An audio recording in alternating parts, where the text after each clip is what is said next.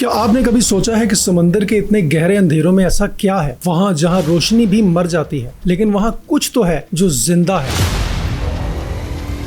इतनी गहराइयों में एक ऐसा रोर, एक ऐसी गूंज, एक ऐसी आवाज जिसे नाम दिया गया है द ब्लू, जो सुनने में किसी जिंदा जानवर की लगती है।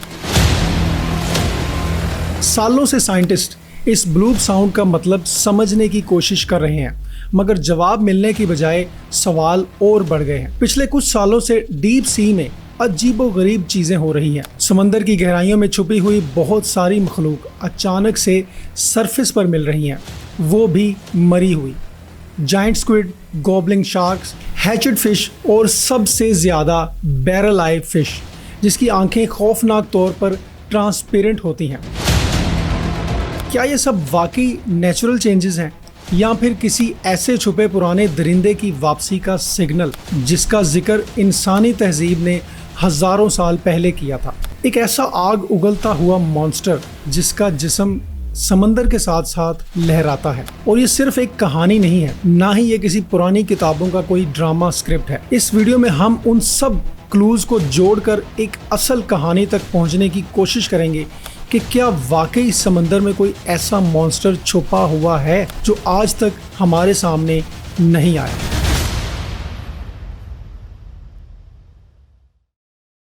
आज से हजारों साल पहले के लोग समंदर के नीचे एक ऐसे जानवर का जिक्र करते हैं जिसका जिस्म पहाड़ों जैसा था। ग्रीक माइथोलॉजी में इसे कैटोस कहा गया है, जिसका मतलब है सी मॉन्स्टर या दरियाई दरिंदा।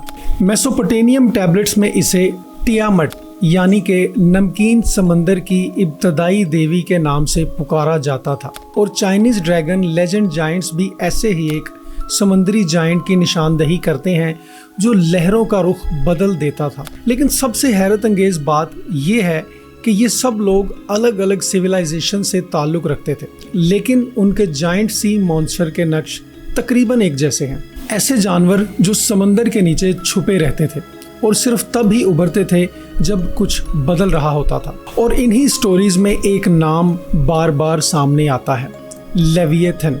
एक छोटे से पॉज के लिए माजरत। अगर आपको हमारा कंटेंट वैल्यूएबल लगता है तो हमारी वीडियो को लाइक करें और कमेंट बॉक्स में अपना एक्सपीरियंस ज़रूर शेयर करें। और इसी तरह के मीनिंगफुल कंटेंट के लिए हमारा चैनल सब्सक्राइब करें। Thank you.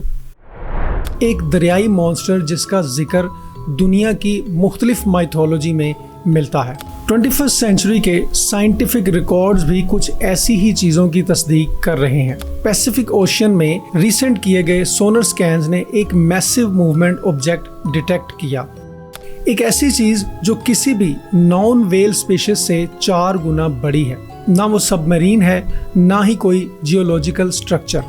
और इसमें सबसे खौफनाक बात यह है कि वो ऑब्जेक्ट हर साल पहले से ज्यादा एक्टिव हो रहा है और साइज में भी बढ़ता जा रहा है। तो अब सवाल ये है कि क्या ये वही लेविएथन है या फिर साइंटिस्ट का वहम।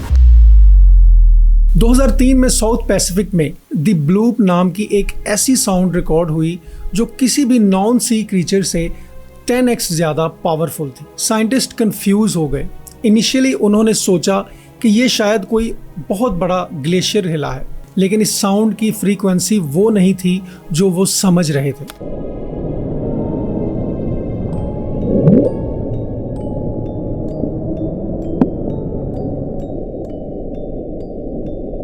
2012 में रशियन कोस्ट पर लोगों ने एक अजीब जानवर की बॉडी के टुकड़े देखे। उसका जिस्म अधूरा था और शेप किसी भी नॉन समुद्री क्रीचर से मैच नहीं करता था। एक्सपर्ट्स ने जब इसे देखा तो उनका कहना था कि ये यहाँ का नहीं लगता। अलबत्ता जब डीएनए टेस्ट किया गया तो रिजल्ट इतने हैरत अंगेज थे कि वो सब परेशानी में मुब्तला हो गए। ना पूरी तस्दीक हो सकी, ना पूरा इनकार कि ये कौन सा जानवर है और किस नस्ल का जानवर है। फिर कुछ साल बाद 2019 में अटलांटिक ओशियन के नीचे एक अंडर सी केबल प्रोजेक्ट चल रहा था। इंजीनियर्स सोनर से सी फ्लोर का स्कैन कर रहे थे, तभी उन्हें स्क्रीन पर एक शैडो नजर आया जिसका साइज तकरीबन 90 फीट लंबा था।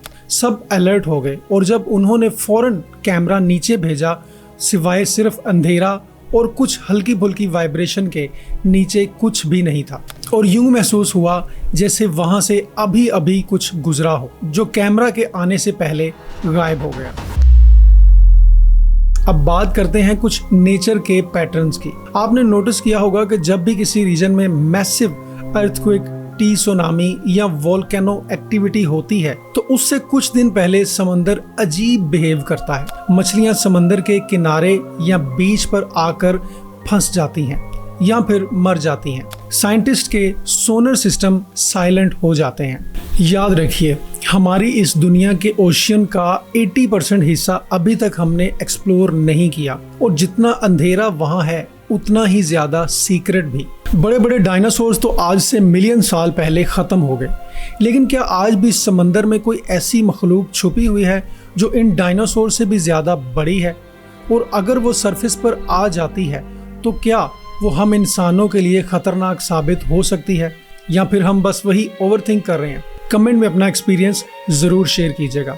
और अगर आपको ऐसे ही डीप मिस्ट्रीज टॉपिक पसंद है तो लाइक करें और चैनल को सब्सक्राइब करें। और अगर आप ज़मीन की गहराइयों में छुपे राज जानना चाहते हैं तो यहाँ क्लिक करें। Thank you.